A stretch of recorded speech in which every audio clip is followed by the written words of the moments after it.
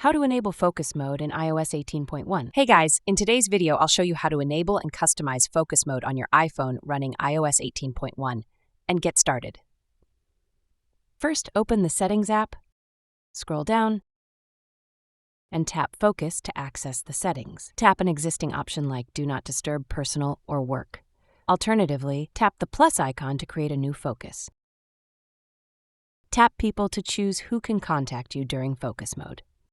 Go back and also tap Apps to select which apps can send notifications. Add a focus filter to control specific app behaviors, like silencing email notifications. Now swipe down from the top right corner of the screen to open Control Center. Tap the focus icon and select the desired mode. In the focus settings, tap Set a Schedule or Automation. Assign a specific focus mode to a lock screen for quick activation. Turn on your selected focus mode and confirm it minimizes distractions as intended.